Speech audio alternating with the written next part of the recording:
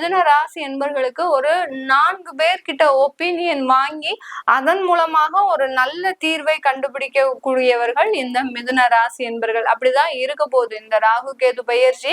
இந்த மிதுன ராசி என்பர்களுக்கு ஒரு நல்ல ஒரு உற்சாகமான ஒரு வாழ்க்கை முறையை கொடுக்கக்கூடிய ஒரு தருணம்.